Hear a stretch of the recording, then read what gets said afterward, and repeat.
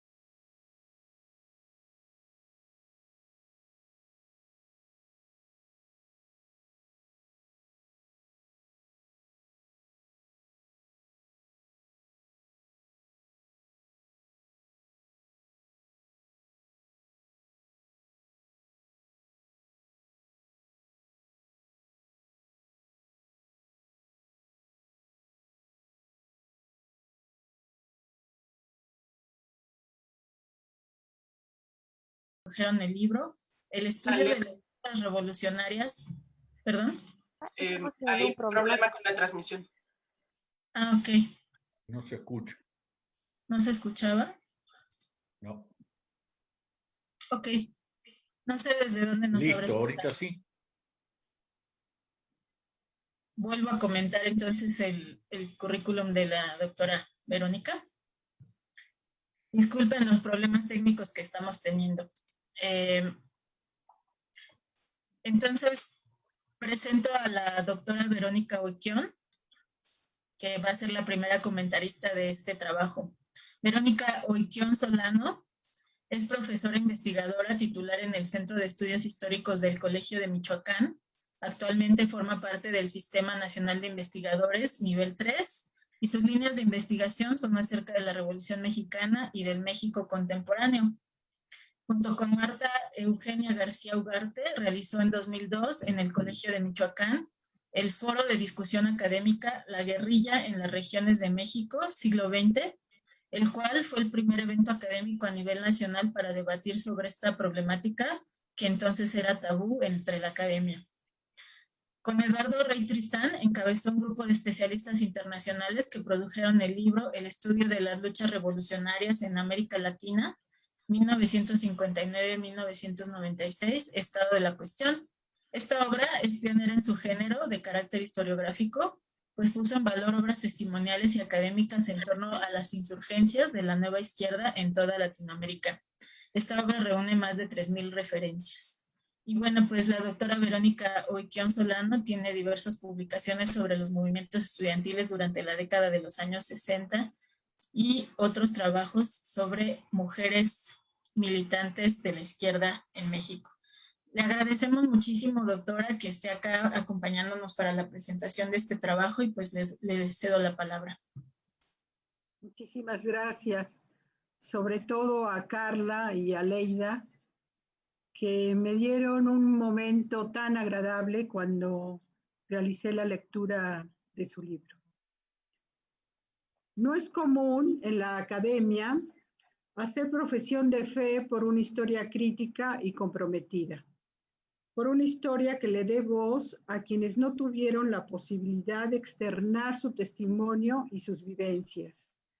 Carla Irina Villanueva y Aleida García Aguirre han descentrado con solvencia la historiografía sobre la izquierda armada en México en la segunda mitad del siglo XX, que, si bien es muy rica y ha hecho aportes sustanciales a la fecha, no siempre se acerca con y enfoca a las y los militantes de base de las organizaciones político-militares. La obra es un ejercicio novedoso de edición en el que se involucran directamente las historiadoras con sus entrevistados para construir una historia al tiempo presente memorística que les devuelve a estos últimos su propia esencia vital y humana. Y el libro trasciende, porque no fue una mera intención de recopilar testimonios. Si bien el volumen se desprende de un proyecto académico, se adhiere totalmente a un compromiso social y político instaurado por el colectivo Memorias Subalternas, del que son parte las autoras, y que a partir de 2015 se empeña, cito, en recuperar las experiencias de aquellos que nos precedieron, pues en sus acciones se expresan bajo el lenguaje diverso de revueltas, insurrecciones, levantamientos, huelgas, protestas, marchas, entre otras, nociones de un mundo más justo y caminos para alcanzarlo. Sus voces defendidas contra el olvido por la irreductible memoria de los sobrevivientes merecen ser rescatadas y difundidas. El proyecto detonó, nos dicen las editoras, cito, gracias a que Víctor intuyó que rehabilitar las relaciones sociales del pasado le ayudaría a recordar fragmentos de su vida. En sus 235 páginas, el contenido del libro se compone de una presentación alusiva al propio colectivo Memorias Subalternas y sus objetivos. La introducción, titulada Normalistas Rurales, Militantes y Memorias, es de la autoría de García Aguirre. Enseguida, los testimonios de Víctor, Gabino, Manuel y Rafael se distribuyen en ese orden respectivamente en 4 capítulos con los subtítulos siguientes. Capítulo 1, en la militancia existió toda la entrega, Víctor. Capítulo 2, nos tocó vivir la guerra sucia, Gabino. Capítulo 3, granito de arena, Manuel. Capítulo 4, dentro de los males estuvo bien, Rafael. El formato de estos 4 capítulos permite conocer el testimonio de cada uno de ellos porque son relatos en primera persona, aunque construidos sobre la base de las entrevistas. Por último, se presenta un epílogo con reflexiones finales a 6 voces en un diálogo de cierre y a la vez de definición acerca de la importancia del rememorar en la historia reciente. La estructura dada a la obra tiene un orden que permite una lectura fluida porque se ubicaron los relatos de manera coherente de acuerdo con las relevantes temáticas que abordan. Cito. El relato de Víctor permite una comprensión amplia de las normales rurales en el umbral entre los años 60 y 70. Enseguida, Gabino habla con mayor detenimiento de la conformación de las Fuerzas Revolucionarias Armadas del Pueblo, las FRAP, pues él fue militante desde su fundación. Cuestiones de la dirigencia de la organización, así como las primeras acciones político-militares de las FRAP, que llegaron a las primeras páginas de la prensa nacional, aparecen en el relato de Gabino. El relato de Manuel, un no normalista rural, estudió en una escuela técnica, un militante de base de la organización, Coloca su experiencia siempre en los márgenes y esto abre terrenos de crítica más comprensibles después de leer a Víctor y Gavino.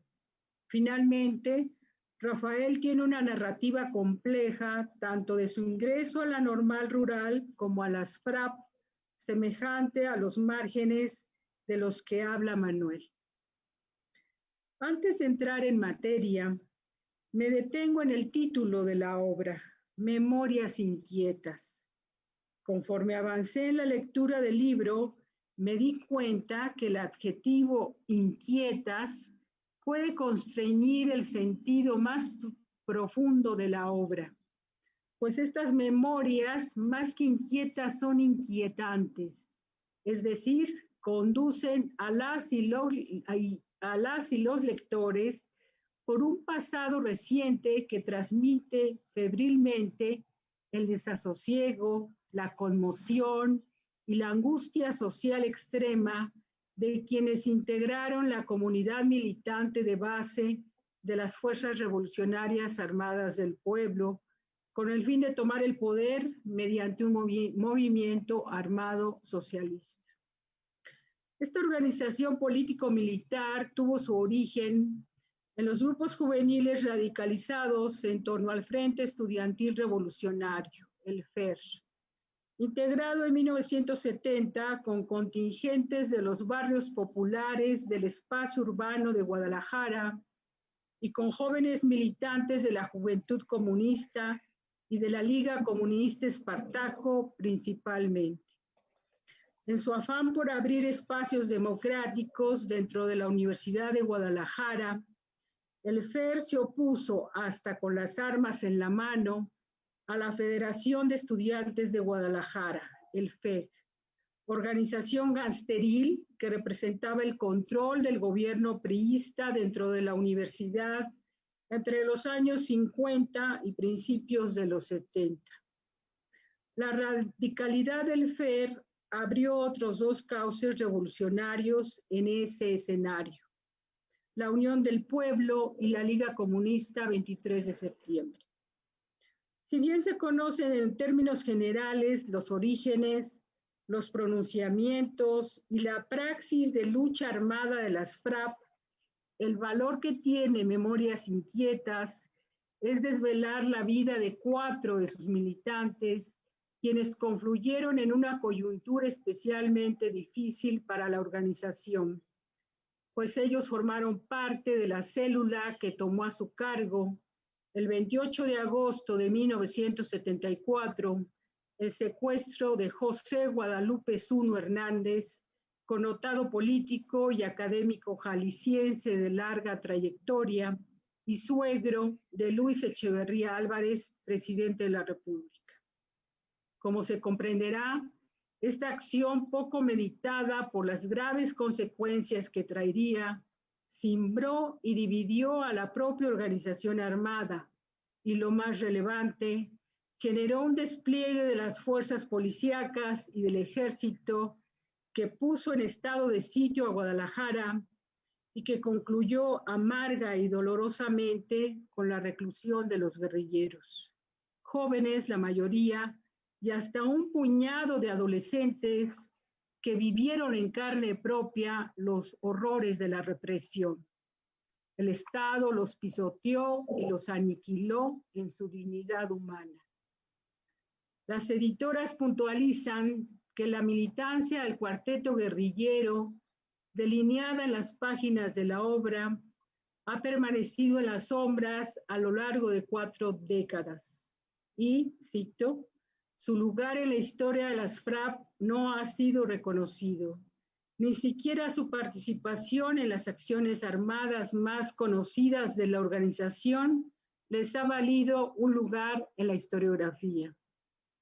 Es pertinente señalar en este punto de reivindicación de dicha militancia que en la obra existe una ausencia-presencia, pues se ha recogido en espíritu el accionar de Catalina como integrante de las FRAP, con su original e imaginativo manejo de la estrategia y la táctica insurgentes, como lo externaron sus propios compañeros de lucha.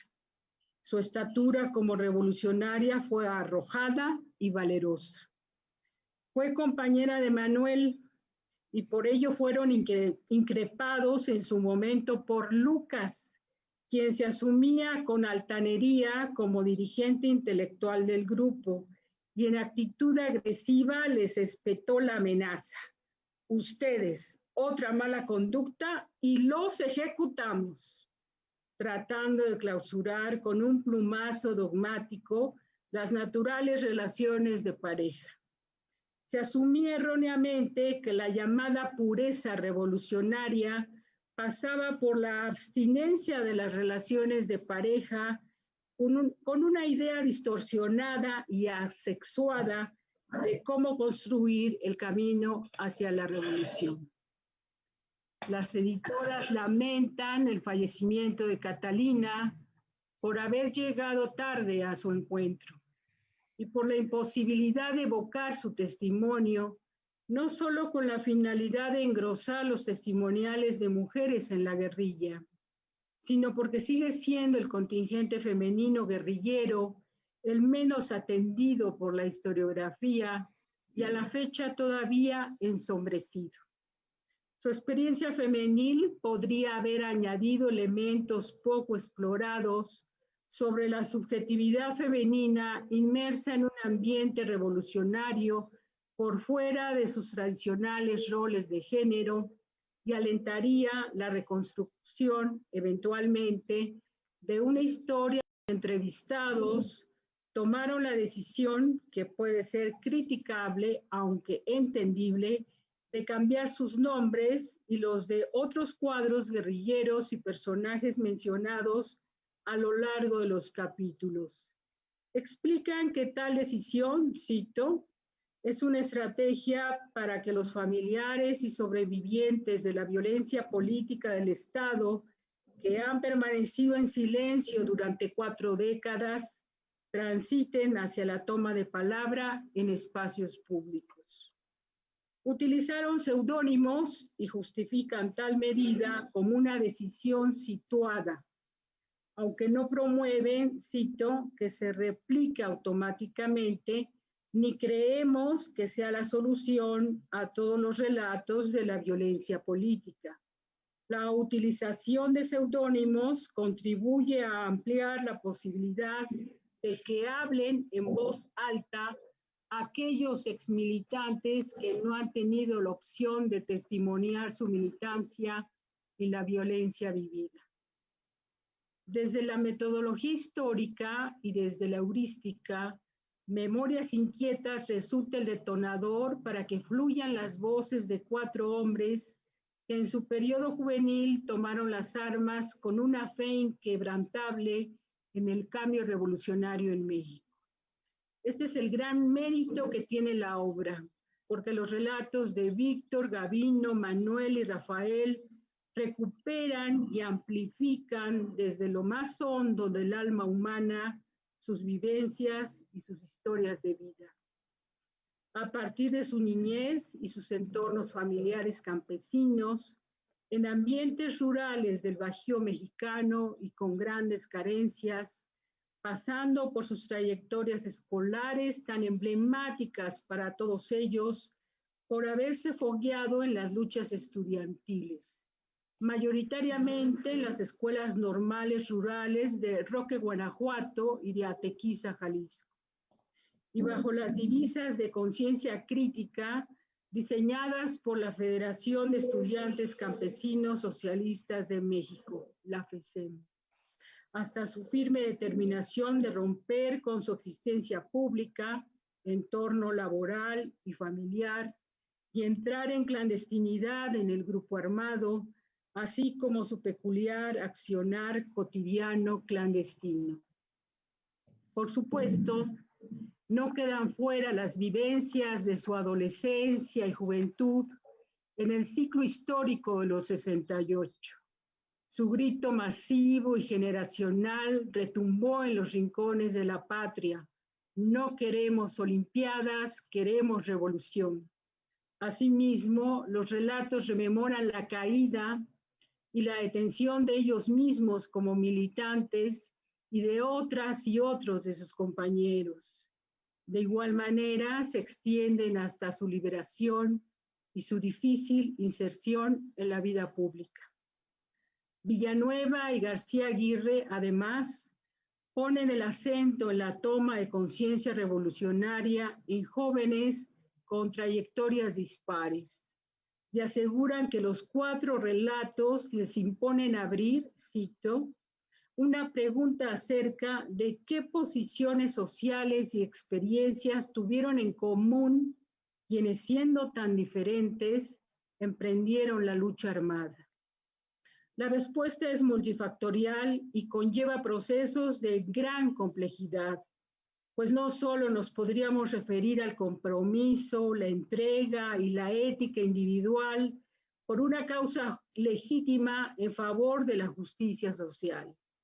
También aquí el entramado y el imaginario de la nueva izquierda latinoamericana, detonados con el triunfo de la Revolución Cubana, entran en las variables a considerar, sin descontar el desencanto juvenil ante una revolución mexicana malograda. El etos revolucionario disparó un complejo laberinto de subjetivaciones políticas en los grandes contingentes juveniles de la nueva ola generacional izquierda. Las narraciones de los 4 actores sociales impactan por la fuerza de los hechos narrados y todas son muestra de cómo las editoras hicieron fluir la historicidad de sus entrevistados desde lo más profundo de su forzado olvido que, al momento de transmitir su impactante experiencia mediante la expresión verbal, lograron reinstalar su memoria presente. No es menos cierto que, además, su historicidad fue transida por la violencia del Estado autoritario, porque el terror ejercido por su aparato de control se cebó contra las juventudes armadas. Estos 4 testimonios dan cuenta crudamente de los métodos de exterminio orquestados contra la oposición insurgente guerrillera mediante la detención extrajudicial, las atroces torturas físicas y psicológicas inimaginables, el secuestro y la desaparición forzada y el cautiverio prolongado en condiciones inhumanas. Con fortuna, los relatos de Víctor, Gabino, Manuel y Rafael se han colado por las rendijas de la terca memoria, que ha logrado rescatar los múltiples fragmentos de un proceso histórico del que fueron protagonistas. Ahora, despojados de su prolongado mutismo, contribuyen al conocimiento de nuestro pasado como una barrera de contención contra la cultura del olvido. No hay duda de que, desde la perspectiva de la memoria histórica, las editoras han realizado un trabajo excepcional al traducir el silencio y el callar prolongado de 4 hombres en un torrente de palabras dichas y narradas de recuerdos pasados que han venido al presente como nutrientes de vivencias colectivas. El oficio de las historiadoras ha recuperado en las voces de sus entrevistados un pasado doloroso y sufriente que aspira en el presente esperanzador a rasgar las redes de impunidad y olvido, en una ruta fluida de acceso a la verdad histórica y, sobre todo, en el camino hacia la instauración de un mecanismo transicional que imparta justicia y garantía de no repetición. Finalmente, los 4 personajes, al cabo de más de 45 años de los acontecimientos, expresan sus autocríticas por su ingenuidad, su arrojo juvenil y su militancia sin formación ideológica y política.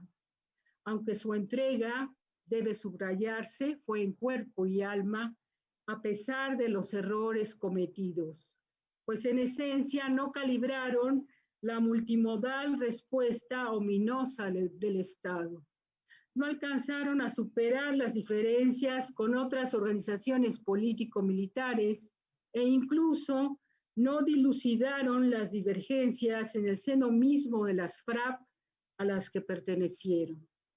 Tales circunstancias los pulverizaron tanto en su accionar guerrillero como en su forzado encierro como presos políticos.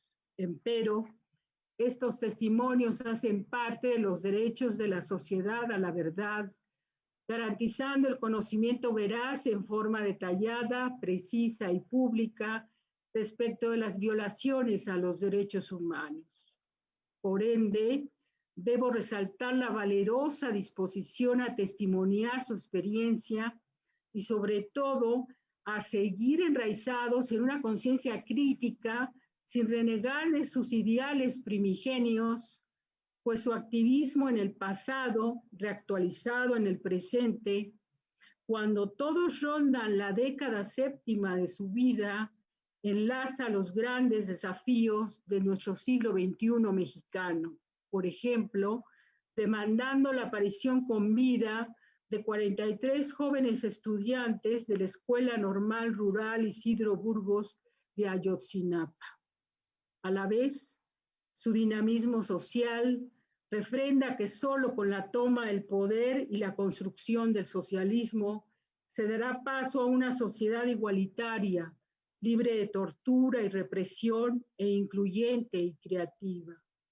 Y no solo eso. Los relatos contenidos en esta obra sacuden el manto del olvido que cubría retazos de acaecimientos que permanecían oscurecidos en la historia del movimiento armado socialista.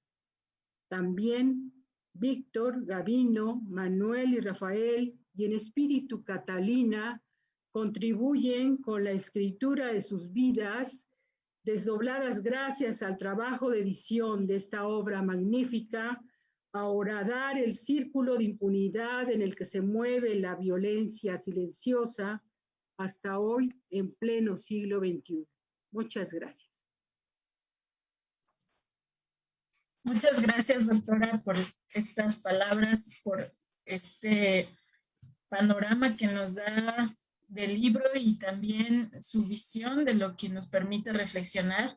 Me comentan los compañeros de la logística que no se escuchó desde el inicio, perdón, como yo estaba viendo solo esta pantalla, no estaba atendiendo en Facebook, solamente para decirles nuevamente que estamos conversando sobre el libro Memorias Inquietas de Estudiantes Rurales a Guerrilleros Urbanos, publicado por el colectivo Memorias Subalternas, a quienes les mandamos un saludo si por ahí nos están viendo, editado por las compañeras que están aquí, y en un momento les vamos a dar la palabra, Carla Villanueva y Aleida García Aguirre. Este es un libro de testimonios de 4 militantes del movimiento armado en México. Y bueno, pues ahora como segundo comentarista de este trabajo, vamos a darle la palabra al doctor Pablo Pozzi. Voy a leer solo unos cuantos datos de su amplia semblanza académica. Pablo Alejandro Pozzi es doctor en Historia y profesor titular plenario de la Cátedra de Historia de los Estados Unidos de América en el Departamento de Historia de la Facultad de Filosofía y Letras de la Universidad de Buenos Aires. Bueno, creo que ya se jubiló, ¿verdad, profe? Pero ya ahorita nos cuenta usted. Su especialidad es la historia social contemporánea y particularmente la historia de la clase obrera después de 1945, tanto en Estados Unidos como en Argentina. Entre sus obras destacan La oposición obrera a la dictadura, de 1988, Los setentistas, Izquierda y clase obrera, del año 2000, Por las sendas argentinas. Y el doctor Pablo Pozzi es uno de los expertos en América Latina en historia oral. Es una de las tareas a las que ha dedicado la mayor parte de su trabajo y pues dentro de este trabajo él ha sido director del programa de historia oral del Instituto Interdisciplinario de Estudios e Investigaciones de América Latina y también ha sido presidente de la Asociación de Historia Oral de la República Argentina y miembro fundador de la Red Latinoamericana de Historia Oral, entre muchas otras cosas. Muchísimas gracias, profesor. Es un gusto tenerlo acá y bueno, pues le doy la palabra para que comente este trabajo. Bueno, muchísimas gracias a ustedes, muchas gracias por la invitación, sobre todo porque, como les decía antes, hay muchos muy destacados mexicanos que saben muy mucho de eso y además me da cierta vergüenza estar acá participando al lado de la doctora Verónica Oiquión, que es una especialista muy reconocida justamente en este tema. Yo lo que quiero hacer aquí, después de escuchar la exposición de la doctora Verónica, es tratar de hacer un comentario relativamente breve desde mi mirada como investigador de lo que ha sido la guerrilla en el cono sur latinoamericano y particularmente del Ejército Revolucionario del Pueblo en la Argentina. En ese sentido, a mí el libro me resultó fascinante. Me resultó fascinante, no sé si estaríamos de acuerdo Aleida y Carla con por qué me resultó fascinante a mí. Espero que sí, en todo caso, porque me provocó una cantidad de preguntas e inquietudes que me parecieron absolutamente importantes y que el libro apunta a preguntarlas y a provocar esa discusión en torno a eso. Primero de todo, digamos, los 4 testimonios tienen una estructura muy particular y un lenguaje muy particular. El lenguaje es claro, es llano, es accesible. Yo me los imagino a los 4 testimoniantes respondiendo lo que son preguntas complejas, en forma pausada, pensada, buscando la palabra exacta para ver lo que quieren decir y también cuidando muy mucho lo que están diciendo. Es evidente que son testimonios pensados, que no se dicen así porque sí, ni mucho menos. La segunda cuestión es que los testimonios tienen claramente 3 partes. Una parte inicial que es la parte de la vida anterior a la militancia y eso incluye la vida en la normal, ¿sí? Los estudios, la familia, cómo eran, qué pasaba, etc. Esto a mí me pareció importantísimo porque ancla fuertemente el testimonio en una visión.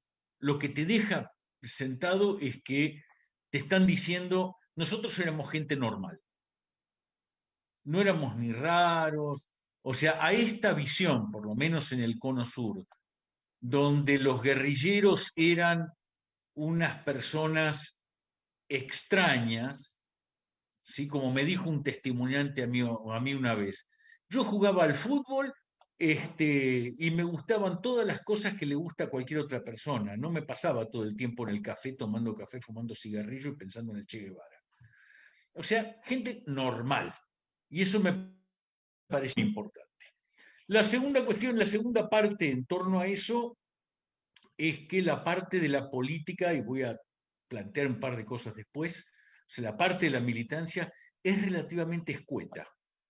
O sea, es pequeña comparado con la primera parte y sobre todo con la segunda, con la tercera parte, que es la parte de la cárcel, ¿no? De hecho, la parte de la cárcel es más larga, pero más cuidadosa que la primera parte. Hay una cantidad de cosas que se cuidan muy mucho de decir. Las entrevistadoras les preguntan varias veces sobre los conflictos dentro de las organizaciones y de la organización FRAP en la cárcel, la ejecución del compañero Lucas, y ellos la evitan, digamos, de alguna forma. Y el por qué la evitan lo puedo sugerir más tarde y en un rato. Ahora, estas 3 partes dejan en claro varias cosas que son muy importantes, por lo menos me parecieron importantes a mí. La primera es que la vida del campesino mexicano, en realidad de sectores humildes y trabajadores, está muy articulada con los grandes movimientos políticos, mucho más de lo que pensamos en donde todo es quietud y armonía en México, hasta que un día lo matan a Madero y sácatelas, explota todo. ¿Quién sabe por qué? ¿no? Y además que la política la hacen los grandes hombres, Madero, ¿sí? Villa, Carranza, en menor grado Zapata, ¿está claro? Y en las grandes ciudades. ¿Estamos? Entonces, la visión que brindan estos testimoniantes es que esto no es así. Está muy claro. Ellos son protagonistas de la historia, son hacedores de la historia y además no son de grandes ciudades ni grandes políticos. A ver si queda claro. Son grandes hombres y mujeres, incluyendo a Catalina y otras compañeras que estaban ahí, que hacen la historia. Otra cuestión que me pareció absolutamente fascinante, a mí siempre me interesó en el caso de México, es el papel de las normales. ¿Sí? Me parece importante a mí, creo que a Leida y a Carla también les llamó la atención y les pareció muy importante. Ella hace mucho énfasis en su introducción en todas las normales y el movimiento normalista. Pero nos restaría preguntarnos por qué. Recién al final del libro de los testimonios, Gavino intenta una síntesis explicativa que a mí me pareció maravillosa. Él dice, nos dieron la oportunidad de conocer la lucha de clases. A ver, pensemos todo lo que encierra eso.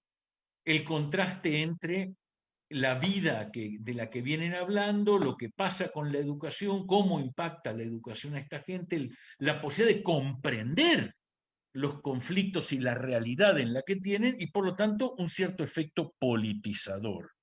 ¿Sí? Esto además es interesante. ¿Por qué? Porque de las normales de México salen muchos guerrilleros, o por lo menos una cantidad de destacados guerrilleros. Verónica dirá si son muchos, son pocos, más o menos. Pero de los que yo conozco, digamos, cada nombre está vinculado directa o indirectamente al movimiento de las normales. Y por lo tanto, además, acá hay que reflexionar en torno a lo que fue la educación socialista de Cárdenas, que al fin y al cabo es la que produce las normales, ¿no? Un proyecto educativo fundamental y que nosotros, bueno, capaz que ustedes en México seguro, los latinoamericanistas en la Argentina seguro que no. No nos hemos preguntado demasiado, excepto un colega que es Yankelevich, que en toda América Latina la expansión de la educación pública, sobre todo en la posguerra, en la post-Segunda Guerra Mundial, tuvo un fuerte efecto politizador. Es difícil explicar todo el movimiento de los 60, ¿sí?, en toda América Latina sin tomar en cuenta la expansión de la educación pública y gratuita a través de sectores increíblemente amplios. ¿Sí? Desde mi punto de vista, y dicho muy brevemente, en el caso de los guerrilleros argentinos me queda muy claro, es toda una generación, sobre todo mediados, fines de los 60, que accede por primera vez en la historia familiar a la universidad. Y descubren en la universidad algo increíble, que es que hay clasismo. O sea, ellos que son un éxito para papá y mamá, para sus compañeros siguen siendo pobres. O negros, o oscuros, o hablan mal, aunque los traten bien sus compañeros, con una diferencia. Ahora tienen herramientas para entender lo que está pasando y por lo tanto se politizan. ¿Sí? Entonces, aquí hay algo que además tiene un efecto hacia lo que nos interesa el día de hoy. Si tomamos en cuenta ese proceso educativo, tenemos que darnos cuenta que este efecto que tiene ese proceso educativo universal, obligatorio, para hombres y mujeres, etcétera, también subyace a las modificaciones neoliberales en la educación. Todo el movimiento privatizador, ese que hemos dicho tantas veces, de promover la ignorancia en el pueblo, tiene que ver con una lectura que se ha hecho también del efecto de la educación pública en la década 60 y 70. Otro aspecto que me pareció importante, y lo tiro así, ahí, después pensemos. Otro aspecto que me pareció muy importante en los testimonios es el de los silencios. Hay muy poca referencia a la época militante.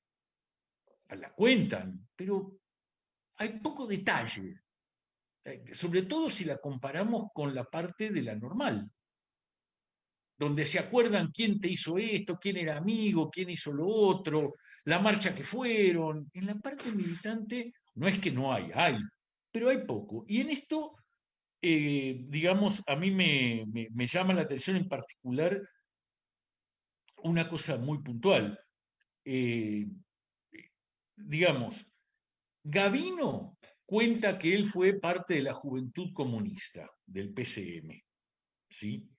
Y además menciona al pasar que el PCM tenía presencia en todas las normales.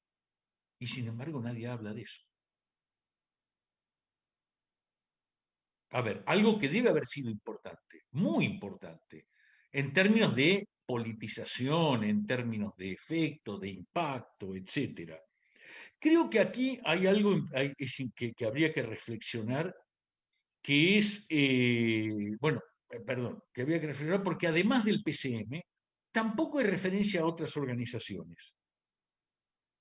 Es más, tampoco hay referencia al PRI, digamos, si vamos a eso, o muy al pasar en general. Entonces, creo que en parte hay una cultura de la clandestinidad que se mantiene.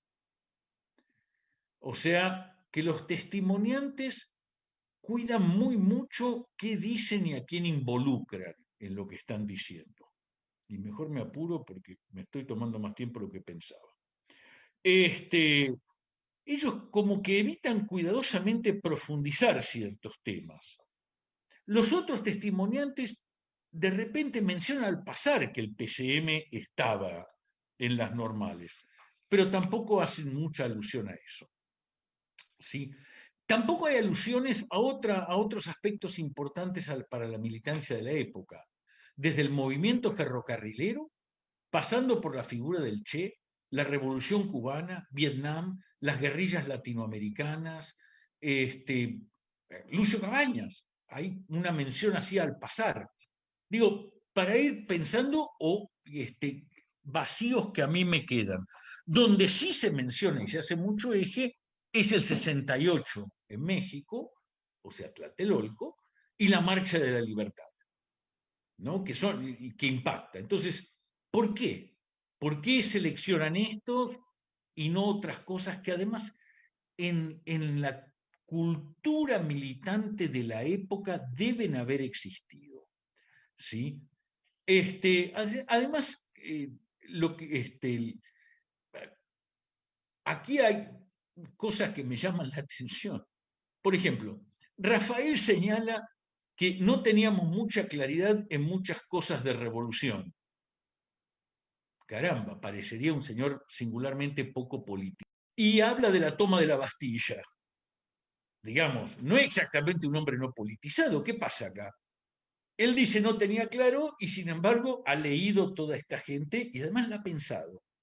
Para no tener claridad, Rafael es un hombre muy leído. Por ahí Rafael diría lo que me dijo a mí también un testimoniante mío hace muchos años, que me dijo, leer no es entender. ¿Sí? Pero lo importante es qué dice Rafael y qué quiere decir. Y eso se hace extensivo a todos los testimonios. Lo mismo ocurre con la decisión de militar, de ingresar a la FRAP. Parecen todos decir que vino un cuate, me platicó y ya. De hecho, tampoco hay referencia a qué decían y cómo contactaban con ellos, con aquellos a los que reclutaban. Es un silencio ensordecedor, clandestino, olvido, no le dan importancia. Es algo tan común que no hace falta especificarlo. De hecho, como que a mí me llamó la atención porque es un momento clave en sus vidas y que define todo lo que viene después. Ni hablar que tampoco explican por qué la FRAP y no la Liga, o el MAR, o la UP, o bueno, tantas otras posibilidades que tuvieron en la época. ¿sí? Que también rondaban las zonas y que también estaban tratando de reclutar gente en las normales. A ver, no es, quiero que me entiendan, no es que está mal, sino que lo que a mí, ni que me mienten, para nada. Lo que quiero decir es que aquí hay llama a la reflexión. ¿Qué dicen? ¿Por qué lo dicen? ¿Y qué quieren decir? ¿Sí? Porque además vuelvo a decir, a insistir en lo que decía al principio. Estos son testimonios muy pensados, muy cuidadosos, no son cualquier cosa. ¿Sí? Entonces, a mí me parece que acá hay una construcción de una memoria militante determinada. Para construir esa memoria seleccionaron recuerdos específicos, muchos de la vida, pocos de la militancia, muy selectivos de la cárcel, ofreciendo solo lo que el enemigo puede saber ya. Esta memoria constituye la imagen de 4 campesinos comunes que no saben muy bien cómo se vuelcan a la revolución.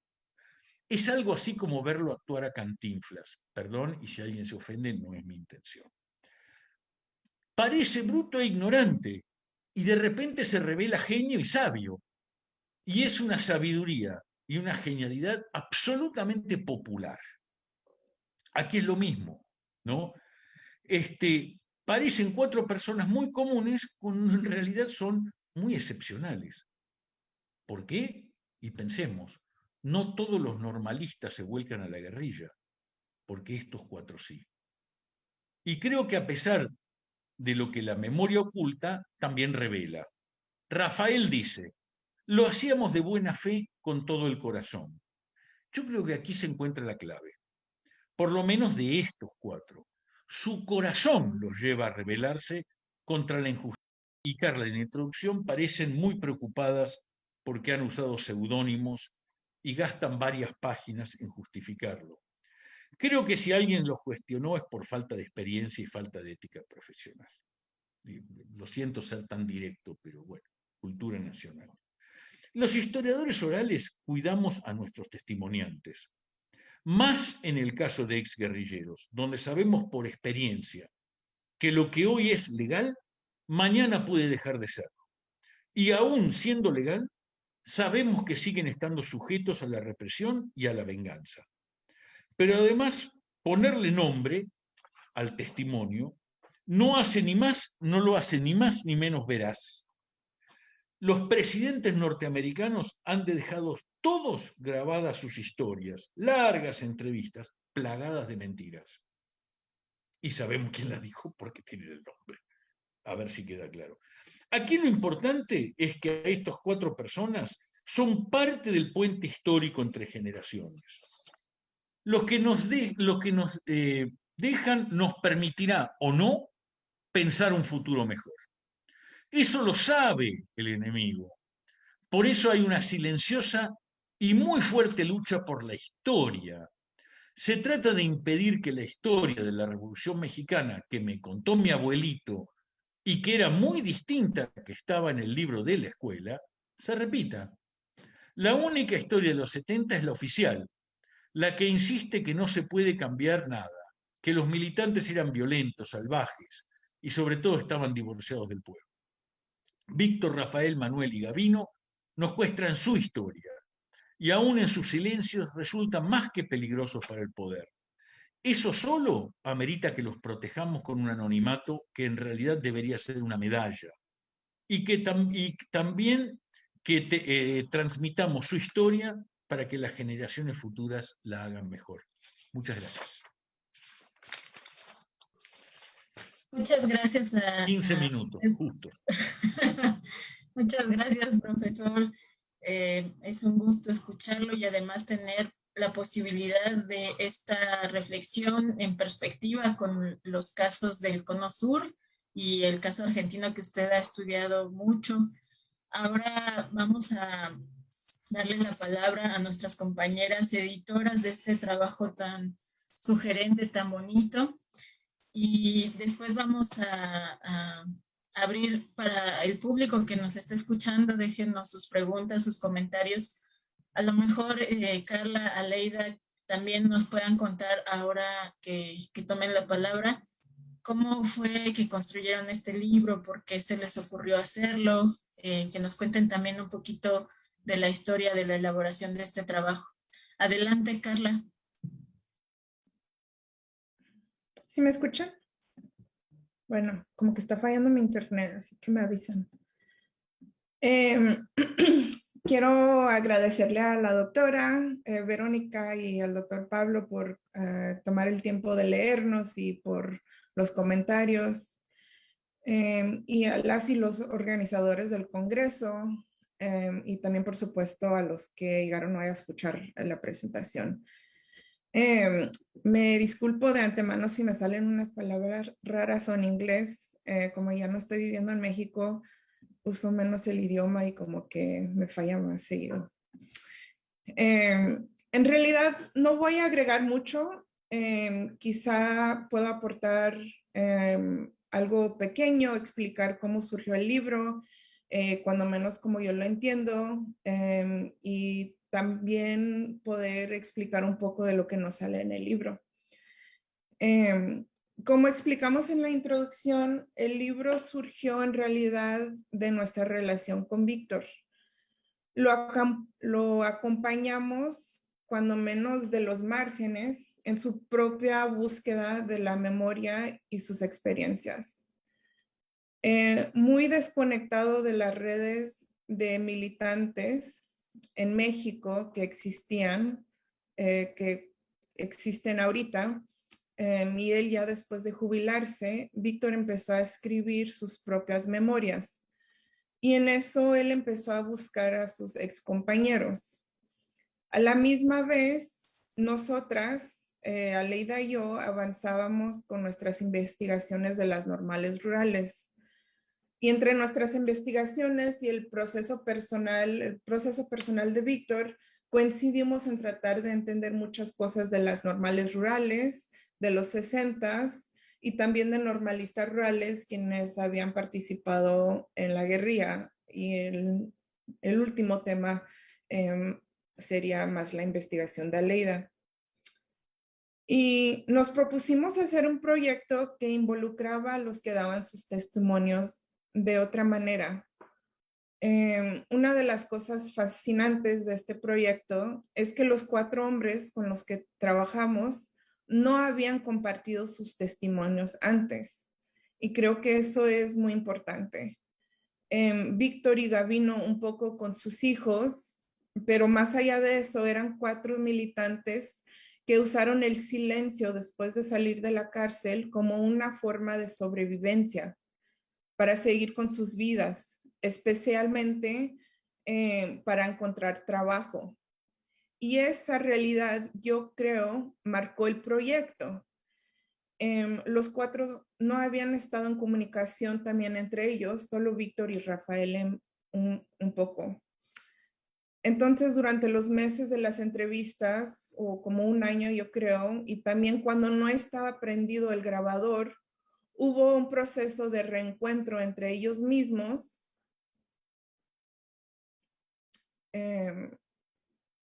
y también como en sí mismos con sus propias memorias. Y yo creo que posiblemente de ahí sale un poco eso de lo cuidadoso que menciona el doctor, que no eran personas que habían dado sus testimonios, no habían estado en espacios donde se debaten los temas como otros militantes. Era algo muy nuevo, y un poco unos se sorprendieron que nos interesaban los temas. Entonces también era como no entender por qué las preguntas de ciertos temas. Y Aleida y yo tuvimos el privilegio de ser testigos en ese proceso. Quizá lo que nos da en el libro es la transformación del grupo, de ellos y de nosotras, y poder participar en el reencuentro de los 4, en lo bueno y lo malo, porque también hubo situaciones difíciles, fue lo más valioso del proyecto. Memorias Inquietas fue un labor of love, como decimos en inglés.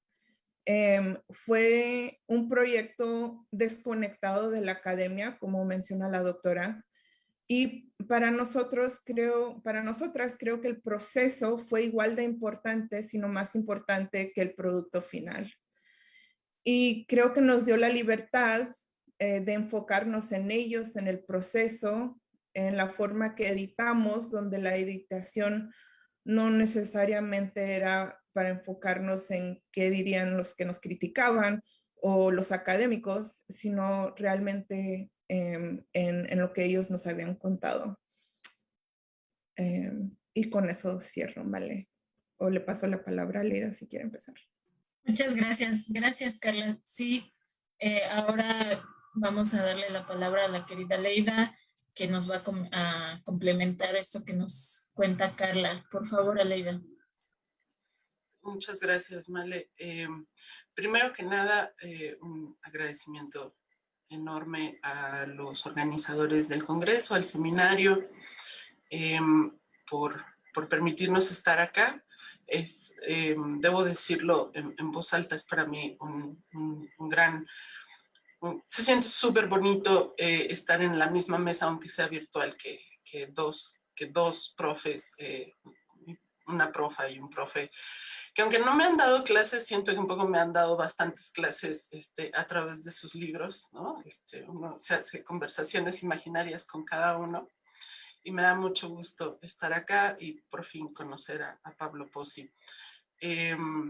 Quiero decir nada más brevemente, yo soy la única que forma parte de Memorias Subalternas, un proyecto desde 2015 y bueno, además estoy en la Asociación Mexicana de Historia Oral, si quieren buscar por ahí, también tiene eventos muy buenos próximamente, ¿no?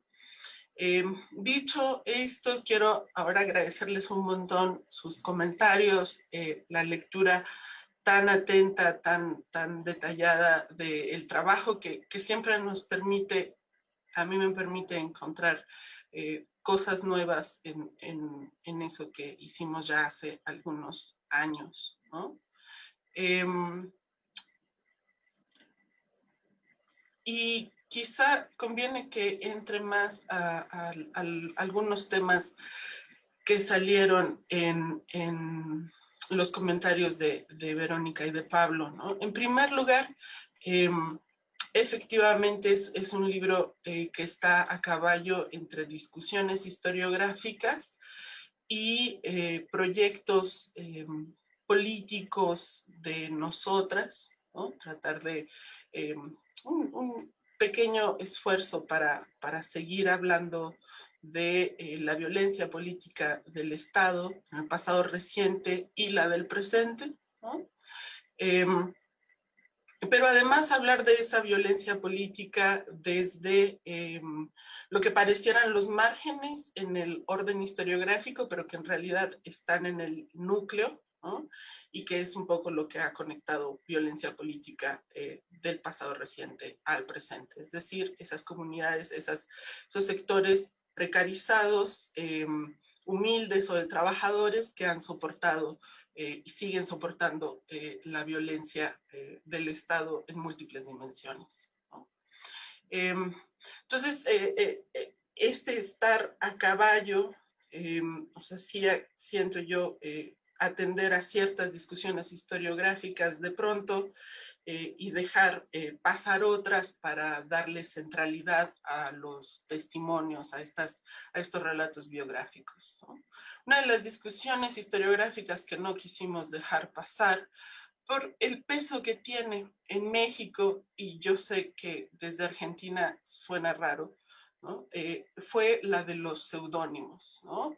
El hecho de usar seudónimos o no y lo que eso implica para el quehacer historiográfico, términos de que alguien más pueda tomar la obra como fuente directa, ¿no? Y la desconfianza que produce, porque sí la produce en ciertos círculos de colegas, ¿no? El uso de seudónimos, ¿no? Esa fue una discusión muy grande en la que Carla y yo hemos estado implicadas, quizá más yo porque me peleo más y no la quisimos dejar pasar, ¿no? Esto tenía sentido historiográficamente y políticamente. Por otro lado, me parece que el hecho de haber privilegiado hacer relatos biográficos desplazó las discusiones más historiográficas que Carla y yo tenemos sobre normales rurales, normalistas rurales y procesos de subjetivación o de politización revolucionaria, ¿no? Y es decir, que la obra estuviera centrada en los relatos en lugar de todo lo que nosotras aprendimos sobre procesos de politización y normales rurales y organizaciones político-militares y etcétera, etcétera. Creo que eso se movió hacia nuestros trabajos de doctorado, el de Carla brillantemente concluido, el mío como la canción del patito feo, así como medio cuchito, pero ya mero, ¿no? Entonces, vale la pena decir eso, ¿no? Hay un montón de discusiones que están puestas en otros trabajos, ¿no? Carla tiene un artículo, no lo va a decir ella, pero tiene un artículo en Mexican Studies sobre el movimiento estudiantil de las normales rurales, bueno, la represión a las normales rurales en 69, que es indispensable, ¿no? Creo que vale la pena ahora particularmente que de nuevo está el peso del Estado sobre las normales rurales, ¿no? Eso es una de las cosas que quiero decir. Sobre los silencios, qué cosa tan más fascinante ha salido acá, ¿no? Los silencios de esta obra. ¿Y a quién podemos atribuir los silencios de la obra? ¿No? Lo que está y lo que no está. En primer lugar, me parece que lo que está es esa gran parte, esa primera parte que Pablo ha señalado, que tiene que ver con la infancia, la escolarización y el paso por la normal rural, ¿no? Eso en buena medida viene de lo que yo he identificado en los procesos de subjetivación y de politización, que es la gran importancia de la escolarización masiva para los procesos de radicalización, que es lo que ya decía Pablo, y uno siempre en ciencias sociales viene a decir obviedades que ya alguien más dijo, ¿no? O sea, yo, ¿no? Pero es eso, ¿no? Había ahí un interés particular para poner de relieve el proceso de escolarización, por el que atravesaron sectores sociales muy diferentes en todo el país, ¿no? Y que un poco es lo que a mí me parece los va conectando. Ese proceso de subjetivación que sucedió en la escuela pública mexicana, ¿no? En ese sistema de los años 60 y todavía un poquito de los 70, con internados, con becas, etcétera, etcétera, que me parecía súper importante. Y me parecía también súper importante, nos parecía muy importante porque es en la escolarización pública, en la primaria, ¿no? En el encuentro con los pares, donde los testimoniantes comienzan a encontrar ciertas contradicciones, comienzan a identificar ciertas desigualdades sociales, contradicciones entre el discurso de la Revolución Mexicana y la modernización y su propia vida familiar y en el pueblo donde vivían, ¿no? Y esas preguntas que se van gestando en el primer espacio de escolarización comienzan a tener nombre durante la normal rural, ¿no? Comienzan a conceptualizarse durante la normal rural. Y eso me parece que quienes pasaron por la normal rural acá en el libro nos dejan ver eso. Tenían preguntas desde que eran niños, ¿no? Sobre las desigualdades, sobre las diferencias entre ellos y sus compañeros, y la normal rural habilita espacios, habilita discusiones al respecto. Y eso me parece importante para lo de las normales rurales, ¿no? Las normales rurales como un espacio en el que la política es cotidiana, ¿no? Tan cotidiana que después deja de enunciarse o deja de ser tan central en los relatos, ¿no? Es como el Partido Comunista era, bueno, la juventud, ¿no? Era como parte de un paisaje tan cotidiano que solo basta decir está la juventud comunista sin tener que explicar muchísimo más, ¿no? Y eso me parece relevante. La otra cosa es que hay que pensar que los cuatro, bueno, los tres que pasaron por Normal Rural son de una generación particular, que es que cuando van a pasar de secundaria a profesional, viene el 69 con la desarticulación de una parte de las normales rurales, ¿no? Y el paso a la política sucedía regularmente de secundaria a profesional, ¿no? Eso era como lo más común. Y hay ahí un quiebre y por eso en los relatos de Víctor y de Rafael, Juventud Comunista o las discusiones de la FEXUM, de la asamblea, etcétera, etcétera, tienen menos peso porque cuando ellos llegan a la edad en la que tocaba discutir eso, ¿no? En la que tocaba ser parte de eso, hay una gran represión, ¿no? Una desarticulación de las organizaciones estudiantiles y eso se corta un poco, ¿no? Y les toca, por el contrario, algo que es súper importante para la historia de las normales rurales, reorganizar a la Federación de Estudiantes Campesinos Socialistas de México, sobre lo que tenemos muy pocos testimonios, ¿no? Publicados, disponibles, y poca investigación, ¿no? Entonces, están ciertos silencios, pero están otras cosas que no figuran en la historiografía. Otra cosa sobre los silencios que vale la pena decir, ¿no? Es esto que Pablo señalaba muy atinadamente, que es que cuando llegan a narrar su militancia, pareciera ser que hay poco. ¿Y por qué hay poco? ¿Qué es lo que nosotras preguntamos? Y estoy tratando de hacer memoria de cuáles fueron todas las preguntas que nosotras planteamos, ¿no? Pero también estoy tratando de encontrar una forma de decir que hay una idea de militancia que no necesariamente corresponde con la experiencia de la militancia de ellos. Y ellos lo saben, ¿no? Hay ahí es un desfase. Ellos saben que su militancia no es la militancia paradigmática, guerrillera, ¿no? Que conocen a través de otros testimonios, ¿no? Y deciden, creo que en varias ocasiones decidieron narrarnos eso que sí empataba con la idea de militancia, ¿no? Y hay cosas que quedan fuera. Con Víctor, por ejemplo, hubo oportunidad de hablar de más cosas, ¿no? Con Rafael también, no, perdón, con Gavino, con Manuel, ¿no? Con Manuel también, porque es la vida con su compañía, ¿no? Pero son cosas que él en principio no consideraba militancia o no consideraba relevantes.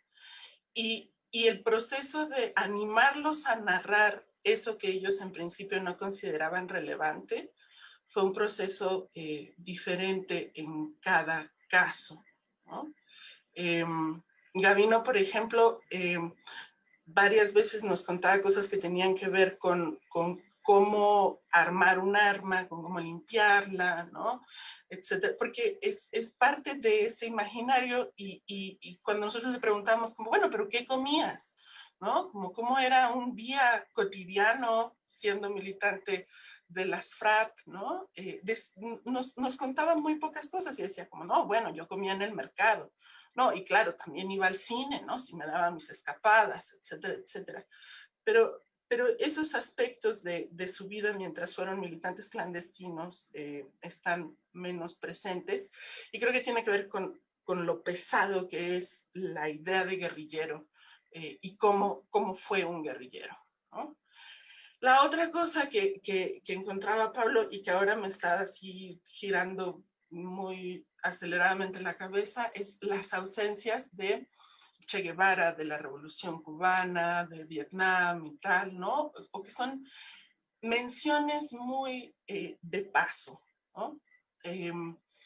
Y bueno, una de las cosas que yo me atrevería a sugerir es que no los conocieran, no es que no fueran relevantes, pero en este momento de su vida no les sirven para organizar la memoria de su experiencia pasada. Y eso es importante decirlo. Están agarrando otros elementos para organizar su memoria, ¿no? Cosas como Lucio Cabañas, para ellos es más que suficiente decir como, y bueno, y Lucio, ¿no? Así como, pero es una obviedad, ¿no? ¿Para qué me detengo más tiempo en decir Lucio, ¿no? O en explicar por qué Lucio era relevante, o por qué Lucio formaba parte de sus discusiones, o de sus expectativas de futuro, ¿no? Del trabajo del Partido de los Pobres. Cosas que están presentes, pero que quizá hubiéramos, o yo por lo menos hubiera querido desarrollar con más tiempo, es todo lo que aprendimos de las organizaciones político-militares a través de ellos. Una de las cosas que yo aprendí, que aprendimos, no sé, es que ellos entraron a la organización político-militar que se acercó a ellos. No había opciones, ¿no? No había opciones, no era posible elegir entre... el punto en el que pudieron haber elegido fue en el 73, cuando guajiros, unos se van a las FRAP y otros se van a la Liga, ¿no? Y ellos deciden irse con quienes tienen redes de relación muy estrechas, que es a través de Lucas, ¿no? Y deciden irse como grupo, ¿no? Y eso es algo interesante que pensar acerca de las militancias político-militares, ¿no? Eso me parece relevante. Otros silencios, todo lo de la cárcel, es verdaderamente alucinante. Cómo hablar del conflicto, no solo dentro de la cárcel, pero particularmente en la cárcel, cómo hablar del conflicto es algo pesado, porque es subjetivamente pesado, porque nombrar a Lucas cuando ya estamos en la cárcel pesa en el ambiente, ¿no? Se siente. Y ustedes, profes, más que yo, sabrán que cuando el ambiente se siente así pesado, es pertinente desacelerar el paso con las preguntas, con las inquisiciones, ¿no? Por lo que dice Carlos, era la primera vez que narraban todo esto a alguien fuera de su núcleo familiar, ¿no? O por lo menos eso lo sabemos de un par, ¿no? Y valdría la pena volver a entrevistarlos, a ver qué cosas nos dicen ahora para repensar su militancia. La última es que estas memorias, estos relatos biográficos están también reorganizando las memorias de la militancia, ¿no? Y en esa reorganización hay unos que son desplazados y otros que cobran centralidad. Y aunque está Catalina, cosa que Verónica ha destacado, ¿no? Aunque está Catalina, es evidente que hay un desplazamiento de las memorias de las mujeres militantes, ¿no? Y es evidente en los relatos quién tiene más disposición para hablar de Catalina entre estos cuatro, ¿no? Y eso es interesante, porque al mismo tiempo que estaban siendo guerrilleros, estaban construyéndose hombres, estaban construyéndose mujeres, ¿no? Y ahí las relaciones con las mujeres militantes o con Catalina, ¿no? Fueron bastante diferentes y eso sirve también para organizar su memoria, ¿no? Querría de verdad seguir conversando acá, que me digan más cosas y que platiquemos mucho más tiempo, pero lo voy a dejar aquí para dar espacio para que ustedes, para que las personas que están en el público hagan preguntas, pero quiero reiterar, estoy segura que también por Carla el profundo agradecimiento por esta lectura y por el espacio que nos han abierto, ¿no? Gracias. Muchas gracias a ustedes, Aleida y Carla. A mí me parece también que habría que señalar que este trabajo, como decía Carla, es fruto de un proyecto más amplio, ¿no? Que los lectores ahora podemos ver uno de los resultados, pero a mí me parecería muy importante señalar, entre las cosas que ya se han dicho, la importancia que tiene el esfuerzo que ustedes hicieron como historiadoras de acercarse a un grupo de exmilitantes, de conversar con ellos, de sugerirles lo necesario que es para entender nuestro pasado reciente, sus propias experiencias de vida, ¿no? Yo creo que hacer posible ese hecho, entrevistar a personas que no han hablado, pero además para después publicar lo que digan ahí, es un reto bien grande y es un reto que pocas personas se atreven a hacer porque, bueno, ya sabemos, ¿no? Mucha gente que trabaja en movimiento armado pues recurre a ciertos testimoniantes, muchos de ellos han dicho en diversas ocasiones, y no digo que eso esté mal, pero destaco esta osadía, ¿no? De entrevistar y de dar a conocer relatos de personas que probablemente no hayan figurado nunca, ¿no?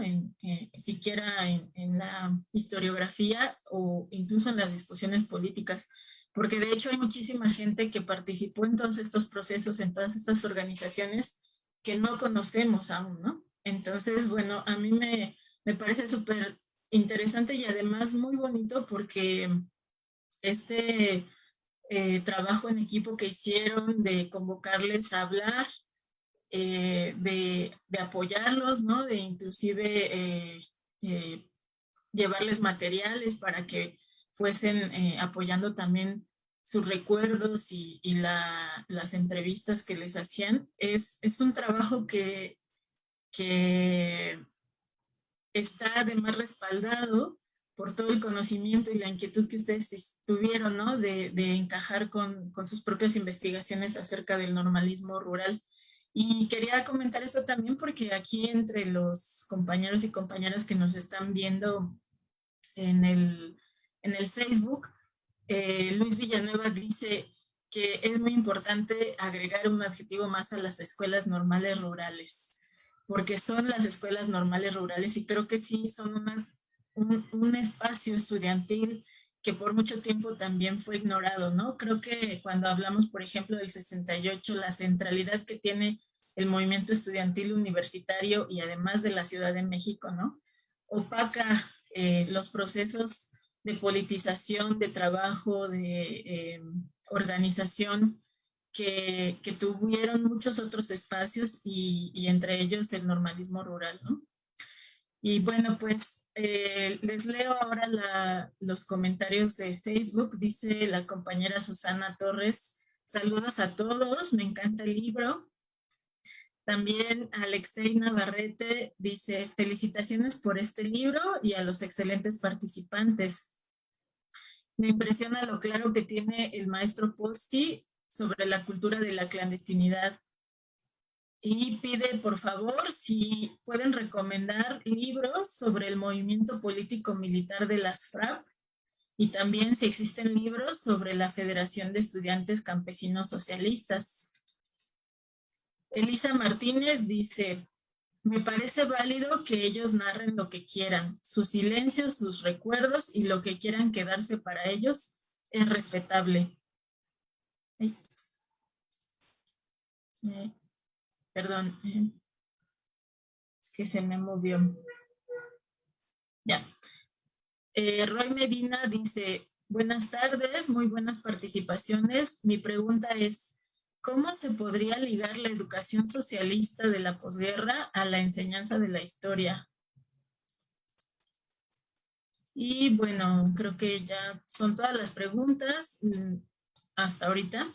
Elisa Martínez y José René Boiso dan sus felicitaciones y saludos a la mesa. Entonces, bueno, Sí, creo que también podríamos permitir que nuevamente tomen la palabra Verónica y Pablo para que comenten lo que acaban de presentarnos Carla y Aleida, además de que Aleida y Carla respondan las preguntas. ¿Sí están de acuerdo, doctora Verónica? Sí, entonces, doctor, usted que levantó la mano, le damos la palabra. Sí, yo ahora. Nosotros llamamos a los que nunca antes han testimoniado, los llamamos primerizos. Y esto quizá hay una cuestión de cultura nacional distinta. Los testimonios de nuestros primerizos son caóticas y catárticas. Y estas no son ni caóticas ni catárticas. Por eso me llamaron mucho la atención.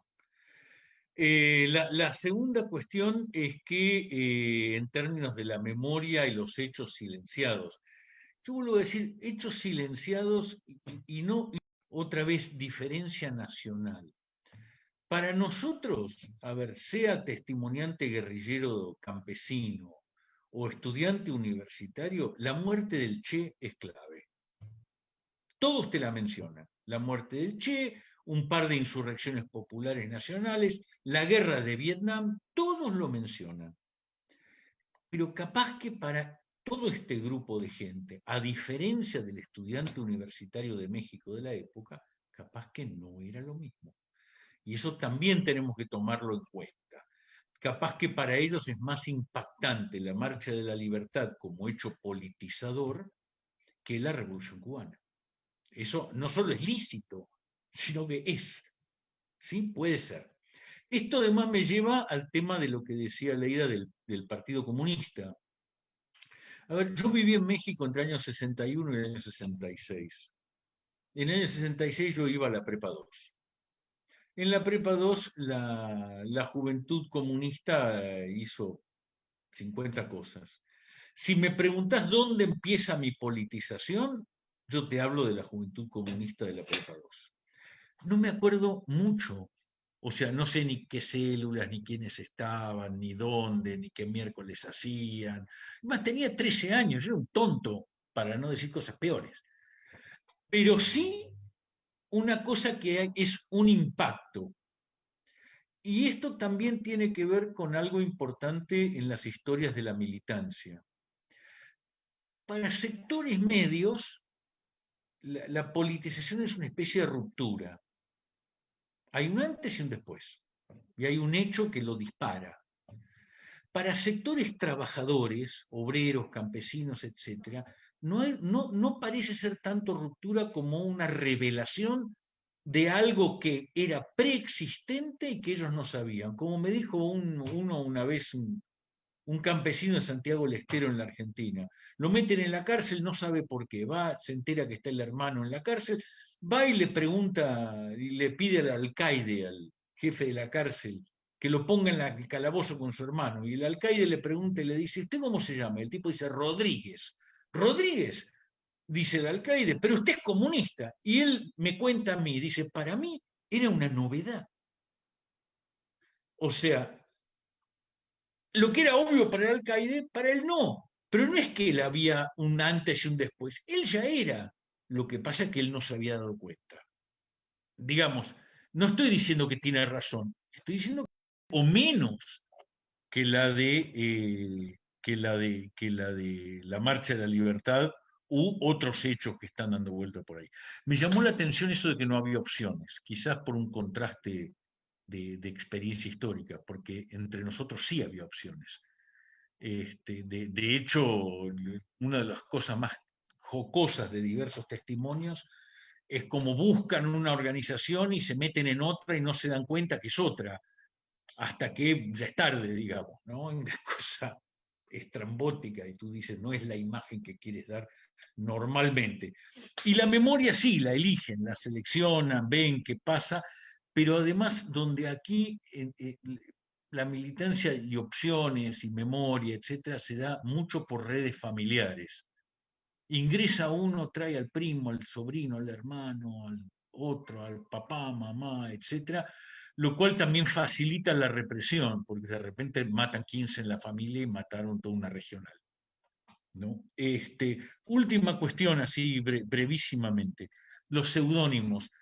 Sí, Aleida, acá también hay una larga discusión en términos de seudónimos, o no larga, yo no la doy, a mí no me importa. Así te lo digo, o sea, yo hago lo que hago porque quiero hacer una contribución y un aporte. Como ya me jubilé, el currículum académico, pues no me importa, ¿no? Entonces, mentira, mentira, uno tiene su ego. Pero lo que quiero decir es, yo asumo una responsabilidad que es proteger a mis militantes y a mis testimoniantes. Si creen que yo me inventé la entrevista, hagan como tendría que hacer cualquier buen historiador, inventó sus documentos, vete, busca, coteja, compara, y te vas a dar cuenta si está inventado o no. Realmente. El hecho que te diga que Juan Pérez es Gavino no agrega ni quita absolutamente nada, excepto para Juan Pérez, que lo puede meter en un lío terrible con la familia, con vecinos, con la represión. ¿Tá? No porque la represión no sepa, sino porque de repente se convierte en público. Me parece, bueno, eso no. Yo soy charleta, perdón. O Gracias, sea profe. platicador. No hay ningún problema. Nos gusta escucharlo. Verónica, adelante. Tienes apagado el... Ya. Ahora Pablo se refería a sus años casi de adolescente, joven, cuando estudiaba la preparatoria. Me sorprende que hayas estudiado en la Ciudad de México, en la preparatoria 2. Yo estudié en la preparatoria 1 en San Ildefonso, pero yo estudié, entré a la preparatoria hasta 1970, pero en el 68 yo era una adolescente de 13 años y mi hermana y su novio ya estaban en la preparatoria. Entonces, me llevaban en el movimiento del 68 a todas las manifestaciones. Yo no sabía muy bien a mi hermana, a su novio, a sus amistades, a la gente de la prepa, ¿no?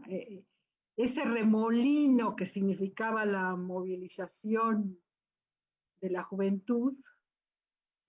Y el 2 de octubre les dijimos a mis padres que íbamos al cine con el novio de mi hermana. Y nos fuimos directito a Tlatelolco.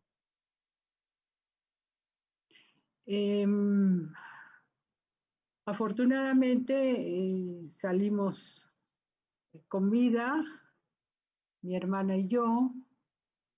Al novio de mi hermana lo mandaron al campo militar número 1, a mi hermana a alguna cárcel para ficharla, y a mí, que me vieron con mis trencitas de 13 años, me dijeron, pues vete a tu casa con unas amigas de mi hermana. Y entonces así llegué en la madrugada a la casa. Claro que mi pobre madre estaba histérica. Ya el papá del novio de mi hermana y mi propio padre se habían juntado tratando de entrar a Tlatelolco, porque se dieron cuenta finalmente que estábamos ahí, pero no les permitieron, había un cerco militar impresionante.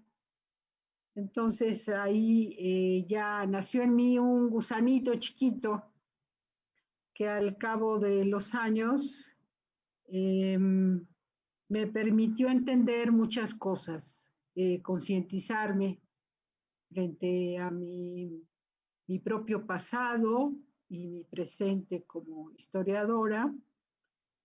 Y algo que se ha comentado aquí es la deuda que se tiene con una visión de carácter más social con respecto a las y los estudiantes de las escuelas normales. Efectivamente, sí hay estudios que se han realizado más o menos de unos años para acá. Estoy pensando en la tesis de doctorado de Mónica Nainich López Macedonio, pero ¿cómo se da ese salto de ser un simple estudiante o un estudiante de la escuela normal hacia una militancia guerrillera? Yo lo fui descubriendo al estudiar al Movimiento de Acción Revolucionaria, al MAR, acá en Michoacán, porque no solo jóvenes michoacanos y chihuahuenses que se fueron a estudiar a Moscú se radicalizaron, sino que también una buena parte del núcleo del MAR eran jóvenes de las normales de Michoacán, de la normal de la Huerta y de la normal de Tiripetío.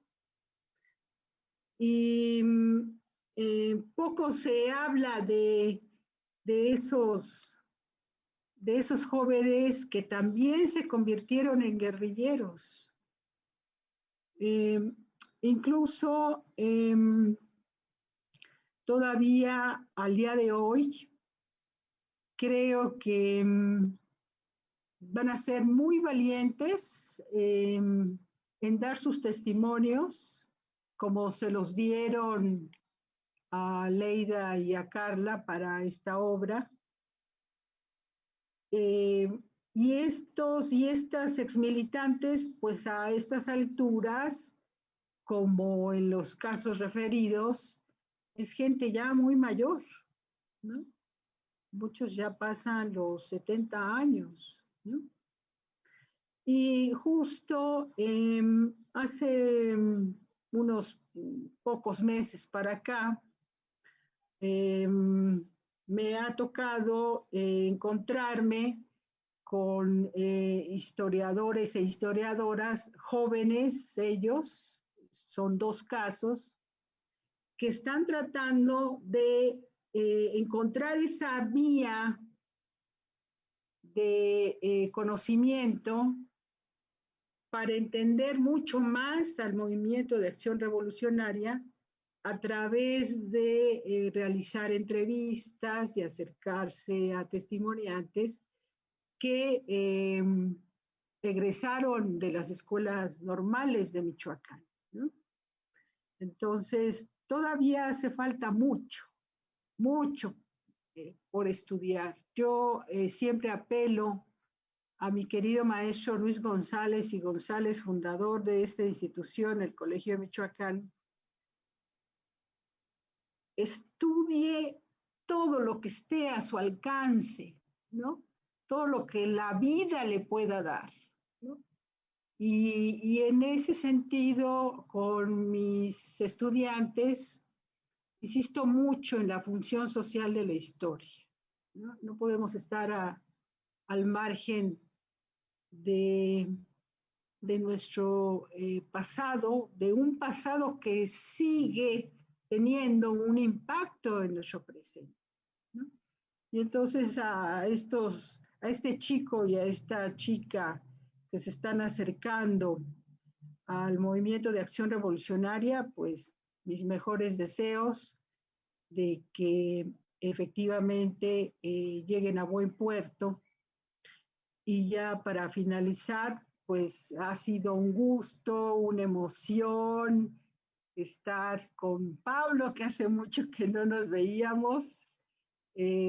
Magdalena, que realmente me apena que tú sí me ubiques y yo dije, bueno, es la primera vez que voy a conocer a Magdalena. Muchas gracias, Magdalena, por moderarnos. Y este seminario y este congreso, el Seminario de Movimientos Estudiantiles y este congreso internacional, da para mucho, ¿no? Y es un motor para que jóvenes historiadoras e historiadores pues se lancen a la investigación. Realmente, como he mencionado hace un momento, hace falta tanto por investigar, de veras que yo les digo aquí a los estudiantes, no duerman, estudien, lean las 24 horas si es posible, porque solo así, con mucha pasión por la historia, podemos después encontrarnos con obras tan magníficas como esta que hoy hemos comentado para todas y todos los que nos han escuchado. Muchas gracias. Muchas gracias, Verónica, y muchas gracias por tus comentarios. Carla. Nomás quiero decir un par de cosas. Primero, para él o la que preguntaba sobre libros, les sugiero Entre la nostalgia y la incertidumbre de Sergio Briano. Hay varios otros, pero para estas épocas también está el trabajo de Alicia Sivera, que también habla del Afexum, pero más desde el inicio, pues, el enfoque. Una de las cosas que quería añadir un poco de entender las organizaciones o los partidos políticos que se dieron a conocer en las normales rurales o que los entrevistados mencionaron. En mi opinión, yo creo que lo que sugiere la forma que hablaban o que no hablaban de las organizaciones es que esos otros grupos entraban por la FEXUM. No, la FEXUM era el grupo central y el Partido Comunista, por ejemplo, no era que había representantes separados a la FEXUM, eran estudiantes que igual eran líderes en la FEXUM, que también participaban en el Partido Comunista. Entonces yo creo que esa es una de las explicaciones para entender la falta de mención de esos otros grupos, es porque la FEXUM en realidad era espacio central donde por ahí entraban esas conversaciones. Y la CENED, que sale mucho en los testimonios. Y la otra cosa que nomás brevemente quiero señalar es la importancia del 69 y el cierre de las normales rurales. Creo que para los cuatro, eso era entender la represión. Obviamente el 68 estaba, pero para ellos entender qué significaba la represión o entender por qué estaban tomando decisiones después, 1 o 2 años después, para entrar a las FRAP, era el 69. Entonces, entender momentos importantes, por ejemplo, detalles importantes de dónde estaban cuando leyeron la carta del 69 o que iban a cerrar la escuela o los directores que cambiaron. Era el 69, ese es el momento clave.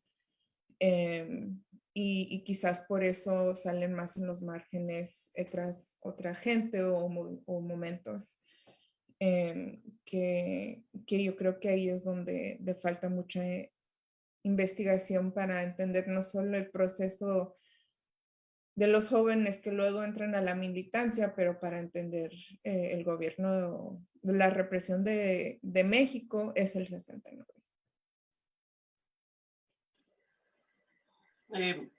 3 minutos. Para la FEXUM y normalistas rurales, trabajos historiográficamente hiper rigurosos que no solo se preocupan por la continuidad de las normales rurales, sino por las transformaciones vividas entre educación socialista y años 60-70, son los siguientes: Sergio Ortiz Briano, Alicia Civera, Carla Villanueva, y creo que son trabajos verdaderamente indispensables. Lo que Alicia Civera ha escrito para las normales rurales después de los años 40 está en algunos artículos, todo en la red, porque Alicia comparte absolutamente todo. El libro de Sergio Ortiz Briano, que si a alguien le interesa, lo puedo pasar, es un trabajo indispensable a mi gusto para entender a la FEXUM. Y la tesis de Carla, que está en inglés, pero que si se animan va a ser un aporte increíble, porque lo que hace Carla y el artículo que tiene en Mexican Studies. Eso, sobre las FRAP, ya Verónica en la reseña que amablemente nos regaló, de verdad es un regalo enorme, ¿no? Jesús Zamora García, las dos cosas que tiene, ay, ahora no me voy a acordar el nombre, pero está en el libro que coordinaron Verónica Oiquión con María Eugenia, Ramón, ya no me acuerdo. Ramón Gil Olivo. Ajá, sí, justo, mil gracias. Antonio Orozco Michel, Fuga de Oblatos, que también tiene algunas cosas ahí. ¿Quién más? Bueno, en esa reseña que nos regaló Verónica, hay bastante bibliografía, además de la que está incluida en la introducción, que es bastante más parca, ¿no? En la introducción de nuestro libro. Eso, para normalistas rurales, voy a tomar aire con esta presentación del libro y terminaré la tesis y se las mandaré a todos, porque, digamos, el centro es eso, como los normalistas, como quienes fueron profesores, no necesariamente normalistas rurales, transitaron a la militancia armada, ¿no? Como pasaron de, cómo llegaron a ser normalistas rurales y luego cómo llegaron a ser guerrilleros o a tener relaciones positivas con las organizaciones político-militares, Movimiento de Acción Revolucionaria, FRAP y Liga Comunista 23 de septiembre, es esa historia de esos años. Y mañana presento algo sobre normalistas rurales a finales de los años 70 en el norte de México, ¿no? También esos movimientos han sido todavía menos estudiados, ¿no? Luis Hernández Navarro tiene algunas cosas que están ligadas con la creación de la CENTE, etcétera, trabajos indispensables, ¿no? Y David Cilia también ha publicado algunas cosas para normalistas rurales de los años 70 y 80. ¿No? Solamente agregar eso y reiterarles el agradecimiento. Es uno de esos eventos que uno guarda en el corazón por muy buen rato. Muchas gracias. Muchas gracias a ustedes, Carla, Aleida, por permitirnos presentar aquí su trabajo, y a Verónica y Pablo también por su generosidad de leer y comentarlo.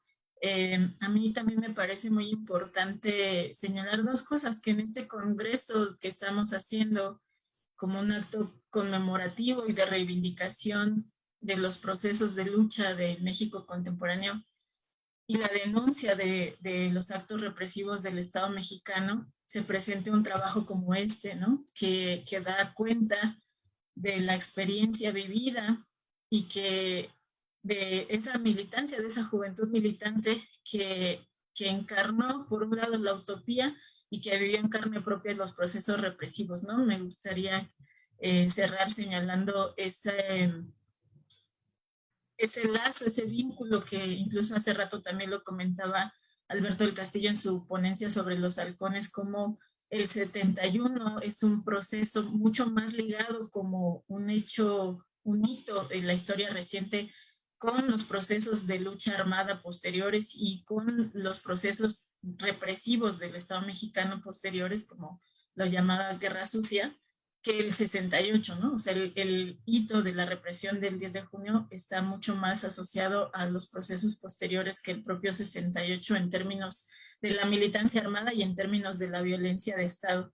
Y la última cosa que también me gustaría señalar en relación con este trabajo es lo actual y lo importante que es para este momento estudiar el normalismo rural cuando las escuelas normales rurales, como lo señaló Aleida hace un rato, siguen estando en la mira de las políticas de Estado educativas, pero no en una mira de privilegio o de atención, sino de represión, de coartarle sus recursos, de evitar incluso que sigan llegando estudiantes normalistas rurales, que como lo decía Alicia Civera en ese hermoso trabajo, pues es una opción de vida, ¿no? Para la gente del campo, para la gente de condiciones humildes, que en este país sigue siendo muchísima, y recordar, ¿no? Como no solo el caso Ayotzinapa, sino los constantes atentados contra las manifestaciones del normalismo rural tiene décadas en este país, ¿no? Y bueno, pues desde acá también expresamos todo nuestro apoyo a las compañeras y compañeros que están luchando en Chiapas por sus normales, ¿no? Y exigimos la liberación de los que están presos.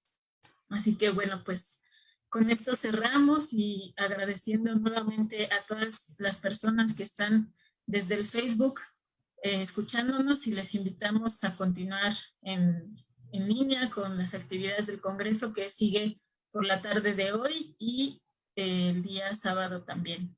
Un abrazo y muchas gracias a los panelistas. Gracias a Pablo, gracias a Magdalena y Carla y Aleida. Si se agota el libro, una segunda edición, por favor. Pues sí, gracias a todos y Muchas hagamos gracias. una mesa redonda a profundizar temas. Estaría buenísimo. Sí. Vamos a organizarlo ya, Male. Ya. Sí, claro que sí. Va, un abrazo Muchas a todos. Gracias. Muchas gracias. Gracias. Un abrazo cariñosos. Gracias. Recording stopped. Gracias. Pronto.